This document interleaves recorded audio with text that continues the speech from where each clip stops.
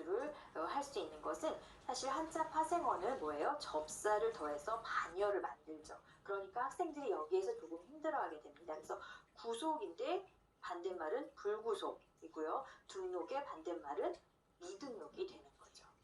괜찮습니까? 그래서 아직 뭔가를 마치지 않았을 때 이제 미등록이 되고요. 그 다음에 그런데 이렇게 설명을 해줘도 여러분 언어라는 게 딱 떨어지지 않아서 대체로 이렇게 설명하지만 예외도 있기 때문에 많이 쓰는, 그렇죠? 그런 걸 많이 보라고 사실은 알려주는 것이 좋습니다.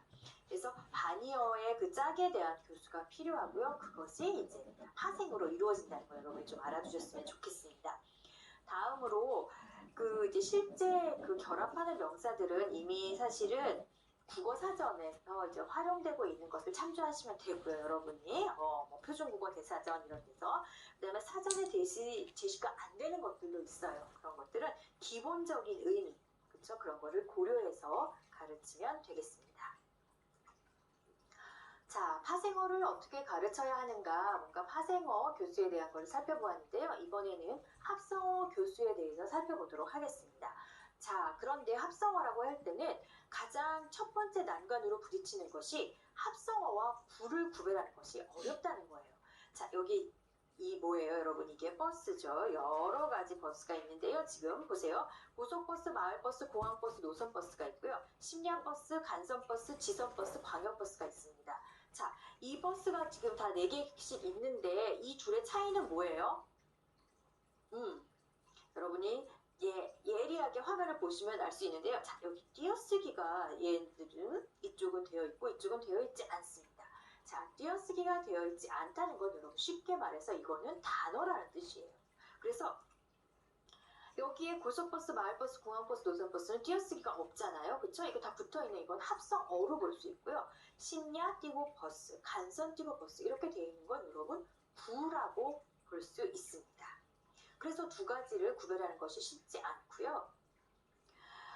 또한 합성어의 교수에서는 생각해야 될 게 바로 생산성이 있는 조어 단위에 대한 교수가 중요합니다. 그래서 보시면 여러분 의미의 투명성이 낮은 합성어, 자 이게 무슨 뜻일까요? 의미의 투명성이 낮다. 투명성이 낮다는 건 잘 안 보인다 이런 뜻이죠. 자, 예를 들어보세요. 작은 집이 있어요. 근데 여러분 이거는 붙여 쓴 작은 집 하나의 단어고 작은 띄고 집이 있어요.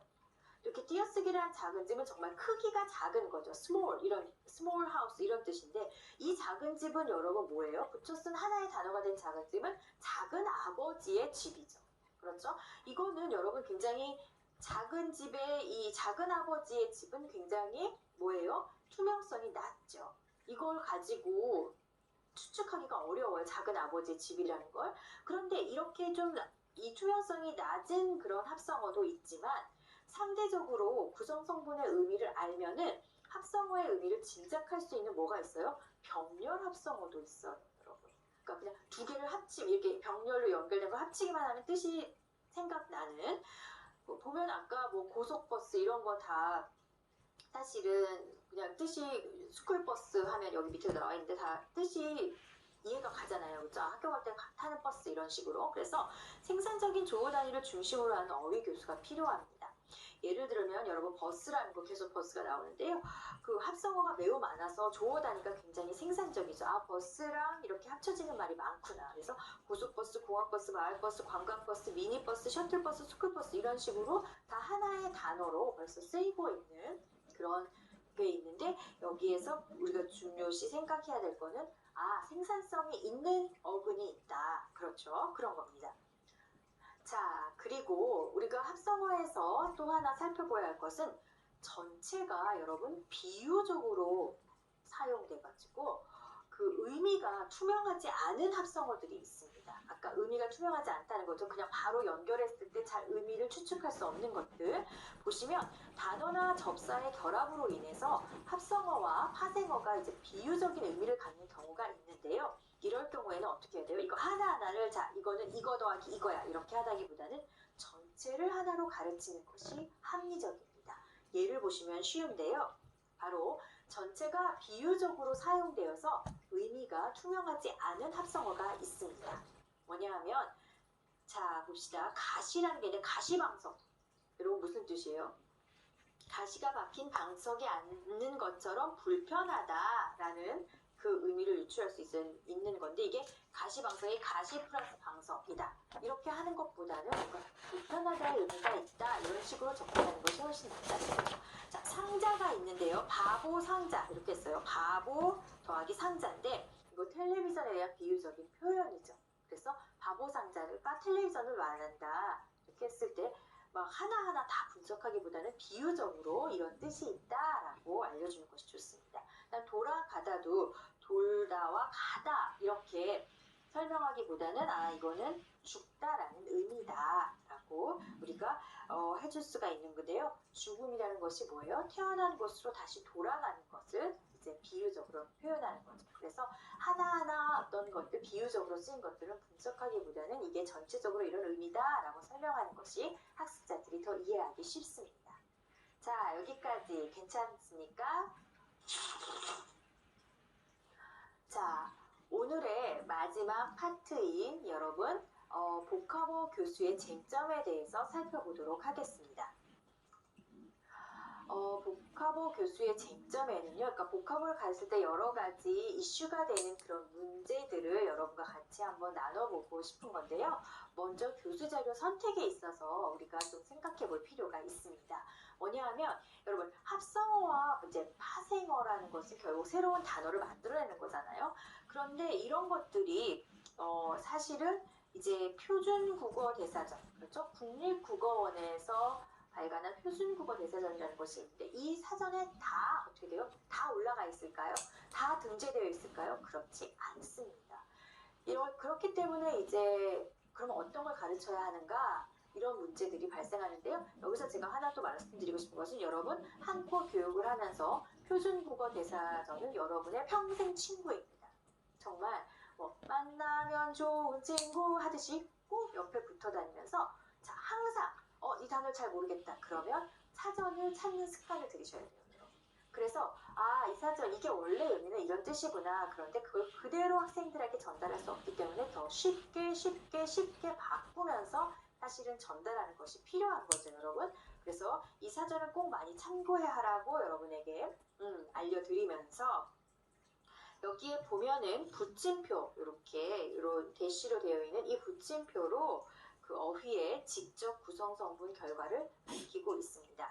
지금 우리가 시간 관계상 찾아볼 수 없지만 가서 헛수고를 찾아보시면 헛 이렇게 하고요. 여기 이렇게 붙임줄이 있고 수고 이렇게 사실은 제시가 되어 있습니다. 그래서 교수 자료를 선택하는 거에 있어서 보카보 쟁점 중에 하나는 이 바로 모든 보카보가 사전에 등재되지 않는다는 것을 여러분 알고 그러면 어떻게 해야 될까 생각해 보셔야 됩니다. 그래서 교수 그 대상이 되는 보카보 선정 시 이제 고민할 필요가 있는 거죠.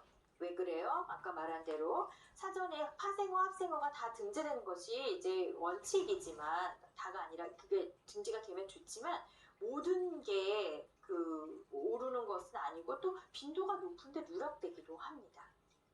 보세요. 예를 보시면 자, 선생님, 사장님 있어요. 자, 선생님, 사장까지는 사전에 등재가 돼 있어요. 그런데 사장님은 여러분 표준국어 대사전에 보시면 등재가 되어 있지 않습니다. 자, 그러면 이제 우리가 생각할 수 있어요. 그 선생에 비해서 선생님의 사용 빈도가 높다. 그렇죠. 선생님이라고 쓸 일이 더 많다는 거죠. 그래서 선생님은 올라가 있다 이렇게 이해할 수 있는데 그렇다면 사장님이 올라가 있지 않은데 일상생활에서 사장님의 빈도가 과연 그렇죠. 이렇게 없나? 그렇죠. 사장의 빈도가 훨씬 높은가? 라고 말할 수 없는 거죠, 여러분. 여러분이 쓸 때 사장이란 말을 더 많이 쓰세요? 사장님이란 말을 더 많이 쓰세요? 그런 걸 생각해 볼 때, 이게 좀 그러네. 우리가 사전을 쓰고 있는 입장에서 어떤 건 올라가고 어떤 건 안 올라가는데 이게 기준이 뭘까? 그러면 이렇게 되어 있는데 또 한 단계 더 나아가서 그러면 나는 어떻게 가르쳐야 할까? 이런 부분들을 여러분이 좀 생각해 보실 필요가 있습니다. 그래서 또 이제 하나 생각할 것은 한국어 학습자에게는 어떤 접사가 어떤 어근을 결합할 수 있는지에 대한 직관적인 정보가 없습니다. 그래서 학생들이 간혹 이렇게 만들어내요. 의사, 우리는 사실 생각하지 않죠. 왜냐면은 어떤 직업에 님을 붙일 수 있다고 학생들은 생각하는 거예요. 그래서 교수, 교수님, 뭐 판사, 판사님 이렇게 하니까 의사, 의사님 이렇게 학생들을 만들어내는 거죠. 이런 걸 보면 여러분 굉장히 창의적이지 않아요? 저는 너 진짜 창의적이다 이렇게 막 칭찬해 줍니다. 그런데 창의적이지만 어때요? 그런데 그렇게 한국 사람들이 쓰지 않아 이렇게 설명하죠. 그래서 그러니까 우리는 직관을 가지고 있죠. 뭐는 되고 뭐는 되지 않는 모호화자로서 가지고 있지만 학생들은 그렇지 않다는 거죠. 그렇기 때문에 여러분 뭐가 필요해요? 접사별로 파생어를 이루는 목록을 알려줘야 되고요. 또 개별 파생어의 빈도 또 알려줘야 되고요. 또 파생력을 가지는 아까 강한 생산력이 있는 그런 접사에 대한 정보가 제공이 되는 것이 필요합니다. 그래서 보면 여러분 우리가 뭐 의사님 이런 것도 뭐 책상이라는 단어, 책상하다 이런 단어 쓰지 않잖아요. 그렇기 때문에 뭐 책상하다, 예쁘하다 이런 거 쓰지 않아요. 그렇기 때문에 어떤 파생어가 이루어지는지 또는 아까 말한 대로 개별 파생어 빈도, 뭐 공부하다, 가난하다 이런 여러 가지 그 목록과 빈도에 대한 게 필요하고 또 하다가 굉장히 파생력이 강하다 이런 것들에 대한 정보가 제공이 되어야 합니다. 다음으로 이제 합성어를 보시면 합성어도 마찬가지죠. 그래서 합성어를 이루는 어떤 특정 어근이 매우 생산적이지만 해당 합성어가 모두 어떻게 돼요? 사전에 등재되지 않습니다. 그래서 버스 아까 띄어쓰기 되어 있다는 것은 여러분 이게 사전에 안 올라갔다는 거라고 했어요. 그래서 간선버스, 리무진버스, 뭐 실내버스, 좌석버스, 통근버스, 순환버스 여러 가지 버스가 쓰이지만 실제로 사전에 등록이 되어 있지 않습니다. 그리고 그렇다는 의미는 결국 합성어에 포함되어 있지 않다는 거죠. 그래서 사전에 그 표제어를 기반으로 한 복합어 선정은 어떻게 돼요? 실제 사용에서 그 목록과 괴리가 있을 수 있습니다. 그거를 교사는 일단 알고 있어야 하는 거죠. 그래서 또 하나 우리가 이제 복합어를 가르치는 거에 있어서 살펴봐야 할 쟁점은 바로 복합구라는 것인데요. 이 복합구라는 것이 이제 구단위 복합 형식이라고도 합니다. 그래서 복합구나 또는 그 구단위 복합 형식을 가르치는 것을 좀 한번 생각해 볼 필요가 있는데 한 단어는 아니지만 아까 말했어요. 리무진, 띠고 버스 이런 거 한 단어에 준하는 구단위 형식들이 있습니다. 그래서 비록 띄어쓰더라도 그렇죠.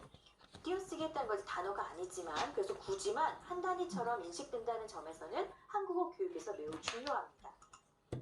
보시면은요. 학교생활, 가정생활 이런 것들은 지금 다 붙여져 있죠. 그러니까 하나의 단어라는 뜻이고 표준국어 대사전에 합성어로 등재가 되어 있습니다.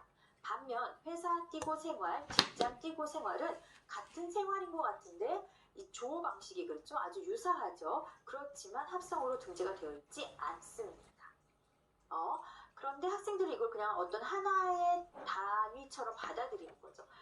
또 우리가 많이 쓰는 거 보세요. 자전거 전용 도로 있어요. 그런데 이렇게 표시가 되어 있어. 이거는 사전에 등재가 되어 있습니다. 자전거 전용 도로는 자주 쓰이는 구처럼 이렇게 등재가 되어 있는 반면에 버스 뛰고 전용 뛰고 차선은 여러분 어때요? 사전에 등재가 되어 있지 않습니다.